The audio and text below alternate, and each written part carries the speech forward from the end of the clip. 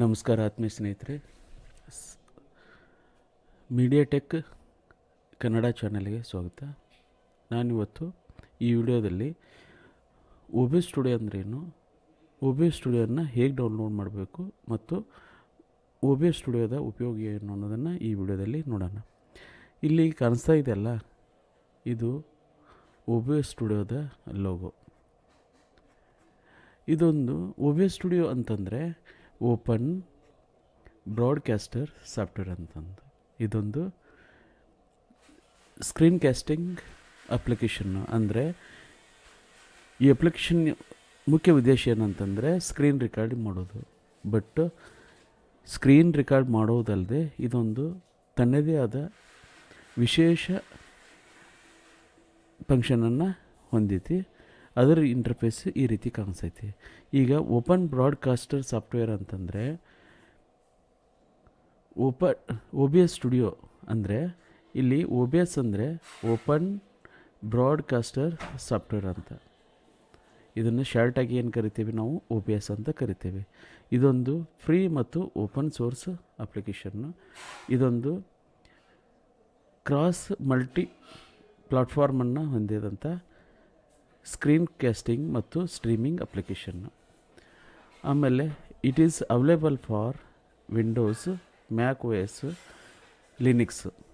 ಇದು 3 OS ಒಳಗೆ work ಆಕತಿ. ಆ OS ಯಾವುದು ಅಂತಂದರೆ ವಿಂಡೋಸ್ದಲ್ಲಿಯೂ ವಿಂಡೋ OS, ಮ್ಯಾಕ್ OS ಮತ್ತು ಲಿನಿಕ್ಸ್ OSದಲ್ಲಿ ವರ್ಕ್ ಆಕತಿ. ಆಮೇಲೆ ಈ ಅಪ್ಲಿಕೇಶನದ ಇಂಟರ್ಫೇಸ್ ಈ ರೀತಿ ಕಾಣಿಸ್ತಾ ಇದೆ ನೋಡ್ರಿ. ಇಲ್ಲಿ ಮುಖ್ಯವಾಗಿ ಇದು ಡಿಸ್ಪ್ಲೇ ಇಲ್ಲಿ ಏನು ಕಾಣಿಸ್ತಾ ಇದೆಯಲ್ಲ, ಇದೆಲ್ಲ ರೆಕಾರ್ಡ್ ಆಗ್ತದೆ. ಆಮೇಲೆ ಇದರ ಕೆಳಗಡೆ ಬಂದಾಗ ಸೀನು. ಆಮೇಲೆ ಇಲ್ಲಿ ಸೀನನ್ನು ಕ್ರಿಯೇಟ್ ಮಾಡಬೇಕಂದ್ರೆ ಇಲ್ಲಿ ಪ್ಲಸ್ ಬಟನ್ ಇದೆಯಲ್ಲ, ಅದನ್ನು ಸೆಲೆಕ್ಟ್ ಮಾಡ್ಕೊತ ಆ್ಯಡ್ ಮಾಡ್ಬೋದು. ನಂತರ ಸೀನಿಗೆ ತಕ್ಕಂತೆ ಇಲ್ಲಿ ಸೋರ್ಸಸನ್ನು ಹಾಕ್ಬೋದು. ಸೀನು ಮತ್ತು ಸೋರ್ಸಸ್ ನಡುವೆ ಸೀನಿಗೆ ನಾವೇನು ಮಾಡ್ಬೋದು, ಸೀನ್ ಟ್ರಾನ್ಸಿಷನನ್ನು ಹಾಕ್ಬೋದು. ಇಲ್ಲಿ ಫೇಡು, ಕಟ್ಟು, ಮೂವು ಅಂತ ಇದಾವೆ. ಆಮೇಲೆ ಇಲ್ಲಿ ಸೋರ್ಸಿಗೆ ಸೀನಿಗೆ ತಕ್ಕಂತೆ ಸೋರ್ಸನ್ನು ಹಾಕ್ಬೋದು. ಸೋರ್ಸನ್ನು ಇಲ್ಲಿ ಮೈಕನ್ನು ಆ್ಯಡ್ ಮಾಡ್ಬೋದು. ಆಮೇಲೆ ಕ್ಯಾಮ್ರಾವನ್ನು ಆ್ಯಡ್ ಮಾಡ್ಬೋದು. ಇಮೇಜಸನ್ನು ಹಾಕ್ಬೋದು. ಆಮೇಲೆ ಇನ್ನೂ ಹಲವಾರು ಸೋರ್ಸಸನ್ನು ನಾವು ಸೀನಿಗೆ ಆ್ಯಡ್ ಮಾಡ್ಬೋದು. ಆಮೇಲೆ ಅಡುಗೆ ಯಾವಾಗ ನಾವು ಮೈಕನ್ನು ಆ್ಯಡ್ ಮಾಡ್ತೀವಿ, ಇಲ್ಲಿ ಸೌಂಡ್ ಬಾರ್ ಕಾಣಿಸ್ತಾವೆ ನಮಗೆ. ಒಂದು ಡೆಸ್ಕ್ಟಾಪ್ ಆಡಿಯೋ, ಒಂದು ಮೈಕ್ 6 ಅಕ್ಷ ಸೌಂಡ್ ಬಾರ್ ಕಾಣಿಸ್ತಾವೆ.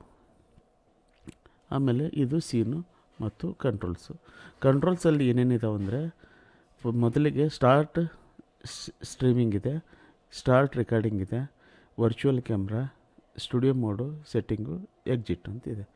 ಇಷ್ಟು ಆ ಇಂಟರ್ಫೇಸ್ದಲ್ಲಿ ಕಾಣಿಸುವಂಥ ವಿಷಯಗಳು.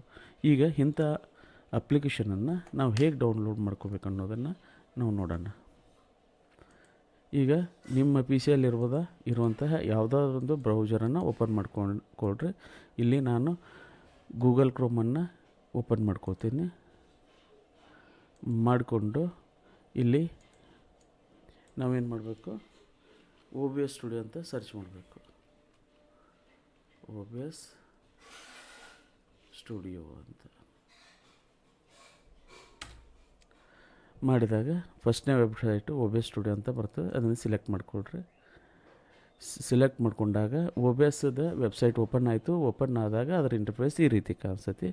OBS ಸ್ಟುಡಿಯೋ ಇದು ಯಾವ OSಗೆ ವರ್ಕ್ ಆಗುತ್ತೆ ಅನ್ನೋದನ್ನು ಇಲ್ಲಿ ತೋರಿಸಿದ್ದಾರೆ. ವಿಂಡೋಸು, ಮ್ಯಾಕ್ OS ಮತ್ತು ಲಿನಿಕ್ಸ್. ಈಗ ನಾನು ಡೌನ್ಲೋಡ್ ಮಾಡ್ತಾ ಇರುವಂಥ OBS ಸ್ಟುಡಿಯೋ ಅಪ್ಲಿಕೇಶನ್ನು ಅಪ್ಡೇಟೆಡ್ ವರ್ಷನ್ನು ಇದೇ 2024 ಆಗಸ್ಟ್ 15ಗೆ ಅಪ್ಡೇಟ್ ಆಗಿದೆ.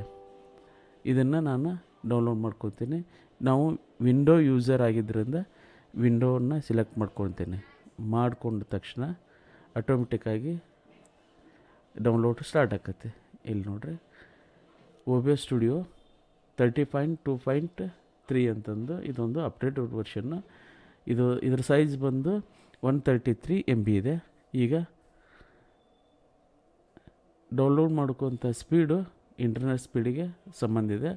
ಇಂಟರ್ನೆಟ್ ಸ್ಪೀಡಾಗಿ ಇತ್ತಂದರೆ ಬೇಗ ಡೌನ್ಲೋಡ್ ಆಗ್ತೈತಿ.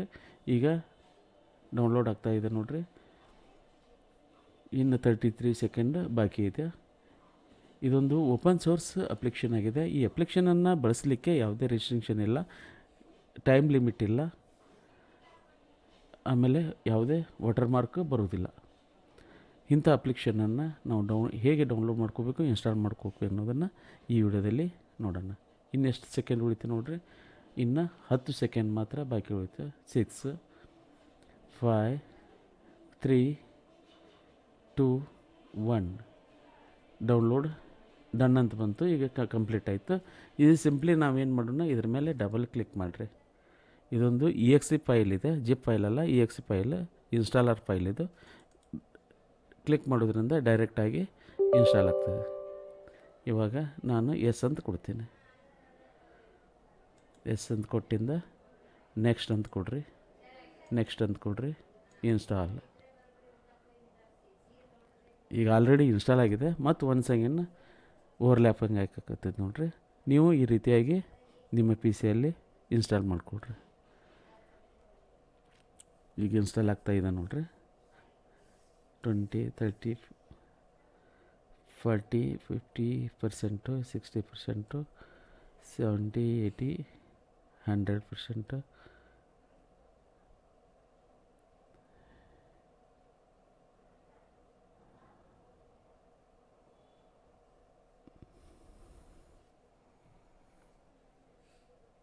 ಈಗ ಫಿನಿಶ್ ಅಂತ ಕೊಡ್ರಿ. ಆಮೇಲೆ ಲಾಂಚ್ OBS ಸ್ಟುಡಿಯೋ ಅಂತ ಇದೆಯಲ್ಲ, ಇದನ್ನು ಅನ್ಚೆಕ್ ಮಾಡಿರಿ, ಫಿನಿಶ್ ಕೊಡ್ರಿ. ಈಗ ನಮ್ಮ ಪಿ ಸಿಯಲ್ಲಿ ಇನ್ಸ್ಟಾಲ್ ಆಯಿತು. ಇನ್ಸ್ಟಾಲ್ ಆದಮೇಲೆ ಈ OBS ಸ್ಟುಡಿಯೋನ ಓಪನ್ ಮಾಡಿಕೊಡ್ರಿ.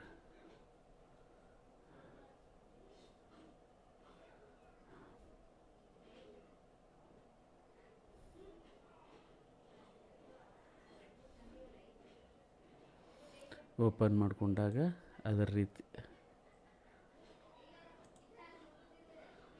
ಈ ರೀತಿಯಾಗಿ ಅದರ ಇಂಟರ್ಫೇಸ್ ಕಾಣಿಸ್ತೈತೆ ನೋಡ್ರಿ. ಇಲ್ಲಿ ಮಿನಿಮೈಸು, ಮ್ಯಾಕ್ಸಿಮೈಸು, ಆಮೇಲೆ ಇದು ಕ್ಲೋಸು. ಈಗ ನಾನು ಮಿನಿಮೈಸ್ ಮಾಡ್ಕೋತೀನಿ. ಈ ರೀತಿ ಅದು ಇಂಟರ್ಫೇಸ್ ಕಾಣಿಸ್ತಾಯಿದೆ. ಇದು ಮೆನ್ಯೂ ಬಾರ್. ಇದೊಂಥರ ವಿಡಿಯೋ ಎಡಿಟರ್ ಥರ ಕಾಣಿಸ್ತಾಯಿದೆ.